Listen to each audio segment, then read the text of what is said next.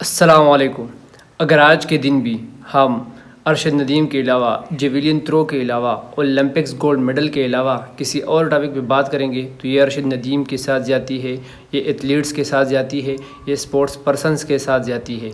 भाईजान, पाकिस्तान ने फाइनली 32 साल बाद ओलंपिक में गोल्ड मेडल जीत लिया, वो भी इंडिविजुअल के हाथों।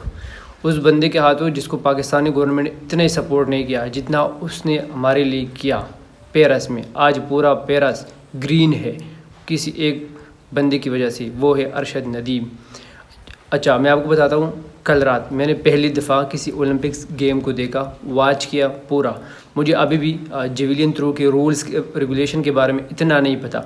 मुझे जितना पता है वो मैं बता देता हूँ। उसमें एक लाइन होता है, उससे आगे नहीं जाना होता, और वो जो जेवलिन है, जो वो स्टिक होता है, उसको थ्रो करना होता है। उसमें एंगल और आपकी स्पीड, बॉडी की स्पीड का आप कितना तेज़ी के साथ दौड़ते हो।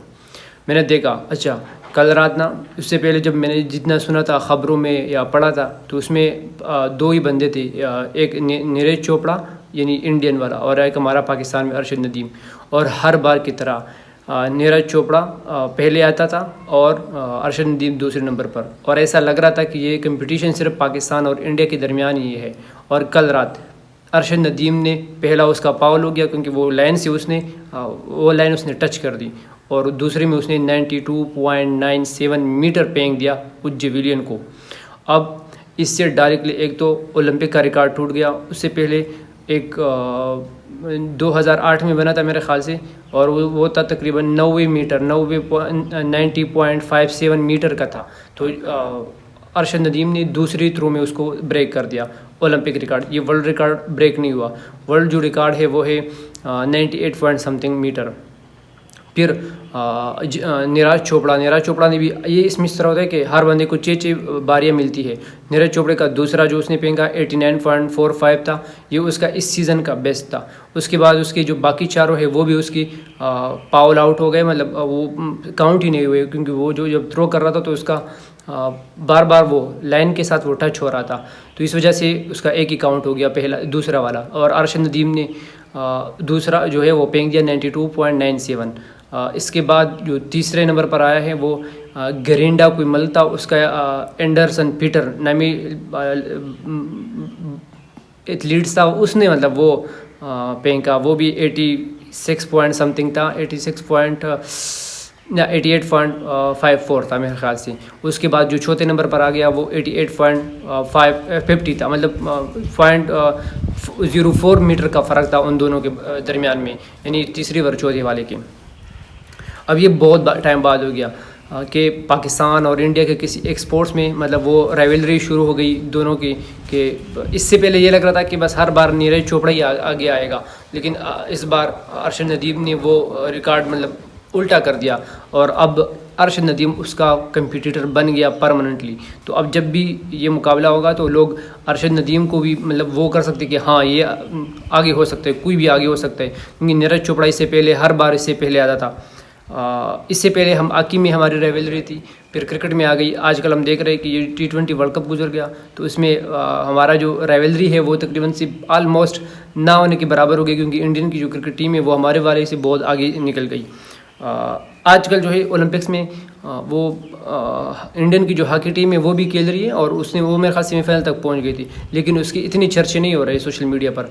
अब ये होता है कि यार कोई भी स्पोर्ट्स उठा लो, कोई भी स्पोर्ट्स पर्सन उठा लो, अगर मुकाबला पाकिस्तान और इंडिया के दरमियान है ना, तो वो बस उसका देखने का मज़ा आता है, उसको चीयर करने का। मैंने कल रात पहली दफ़ा देखा। अच्छा, एक और बात मैं ऐड कर दूँ, ऐसा लग रहा था कि काफ़ी लोग कह रहे थे कि ये जो अरशद नदीम ने फेंक दिया 92.97, ये उसने तुक्के से फेंक दिया।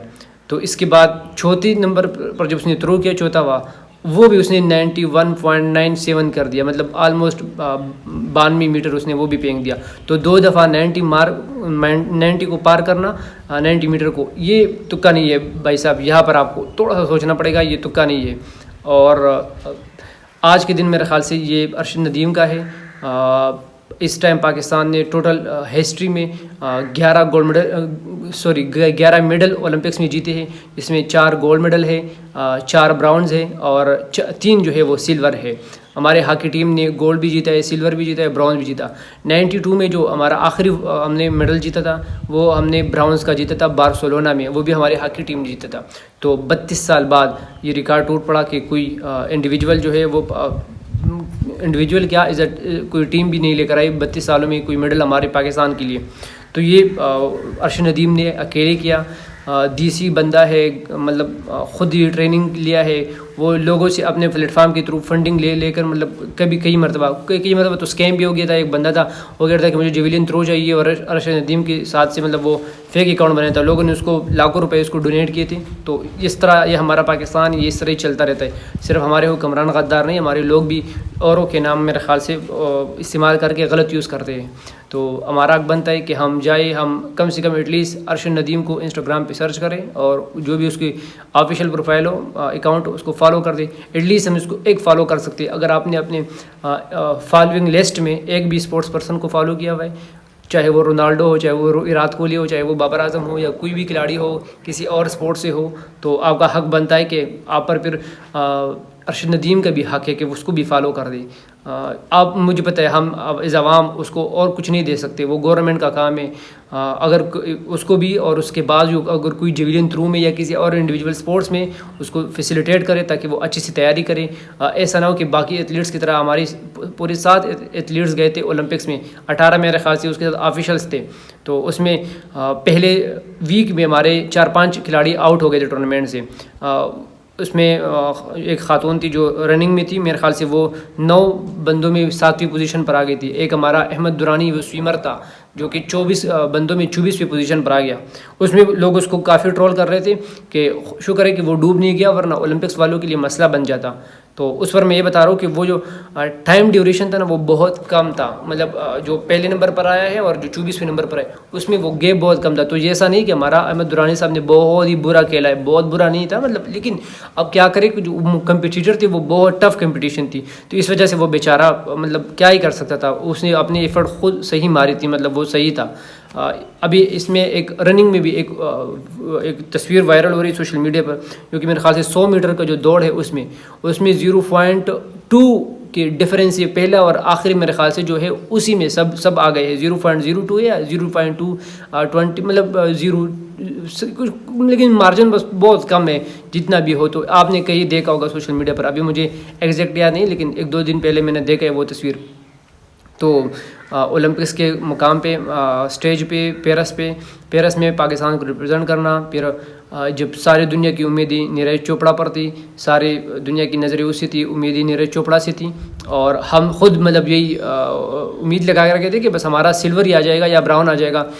तो और फिर उसी में बंदा आता है कि वो गोल्ड भी लेकर आता है और ओलंपिक्स का पुराना रिकॉर्ड है वो भी तोड़ देता है। और पाकिस्तान मेरे ख्याल से जो गोल्ड मेडल जीते उसका तकरीबन हमें 40 साल हो गए, ब्राउन मेडल का 32 साल हो गए और गोल्ड का हमारा 40 साल हो गए। तो वो एक रिकॉर्ड तोड़ देना हमारे लिए फ़ख्र की बात है, अरशद नदीम के लिए फ़ख्र की बात है और हमें चाहिए कि हम उसको सपोर्ट करें। गवर्नमेंट को भी चाहिए स्पेशली, और सिर्फ उसको नहीं बाकी एथलीट्स को भी हमें मतलब ग्रूम कर देना चाहिए। अगर 7 के बंदे हम भी 117 बंदे भेजे थे इंडिया की तरह तो हो सकता था हमारे भी मेडल्स की तादाद ज़्यादा हो जाती। इस टाइम जो मेडल का ओलंपिक्स का जो रैंकिंग है उसमें हम 53 पर है और इंडिया जो है वो 63 पर है। हालांकि इंडिया वाले 4 ब्राउन्स जीते हैं और एक नीरज चोपड़ा सिल्वर जीता कल राजू उसने जीता इंडिया के लिए। अभी मतलब इस ओलंपिक्स में जब से सबसे बड़ा मेडल इंडिया वालों के लिए नीरज चोपड़ा ने ही जितवाया है। अब मुझे नहीं लगता कि इससे आगे कोई इंडियन और किसी और स्पोर्ट्स में होगा। इंडिया की तरफ से जो बेस्ट एथलीट्स था इस ओलंपिक्स में वो भी नीरज चोपड़ा ही था और उसने इंडिया वालों ने भी सिर्फ उसी से उम्मीद लगा के रखा था कि वो हमें गोल्ड ही जितवा सकता है, बाकी स्पोर्ट्स में वही ब्राउन सिल्वर ये हो सकता है। तो ये अब इंडिया वाले भी देखेंगे कि कोई और उनको गोल्ड दिला सकता है कि नहीं। नीरज चोपड़ा ने तो मतलब वो नीरज चोपड़ा ने भी बेस्ट फेंके अपनी सीज़न का बेस्ट 89.54 या 45 कुछ इस तरह है मीटर का, लेकिन अरशद नदीम ने उससे अभी ये डिफरेंस भी बहुत ज़्यादा है। ये जब भी कंपटीशन होता है ना किसी एक स्पोर्ट्स में ओलंपिक्स में, तो मैंने आप लोगों को पिछला वो दौड़ का बता दिया, फिर अहमद दुरानी का बता दिया कि वो ड्यूरेशन बहुत कम होता है। इसमें अभी 92.97 तो ये आलमोस्ट आप कह लें 93 हो गया। तो 93 तो ये मेरे ख्याल से 2.50 मीटर का डिफरेंस है यार, मतलब ये बहुत ज़्यादा है। आप मतलब ख़ुद काउंट कर लो, वो इंच टेप उठा लो और काउंट कर लो कि ऑलमोस्ट 2.5 मीटर का 2.5 मीटर का ये कितना होता है। तो आपको अंदाज़ा हो जाएगा कि इतना डिफरेंस है अर्शद नदीम के बेस्ट में और नीरज चोपड़ा के बेस्ट में।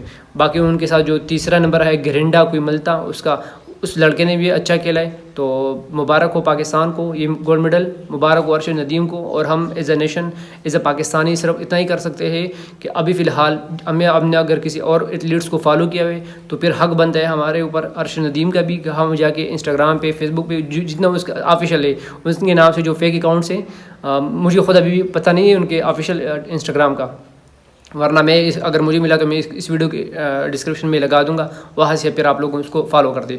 मिलते हैं अगली वीडियो में, तब तक अपना ख्याल रखिए। अल्लाह हाफ़िज़।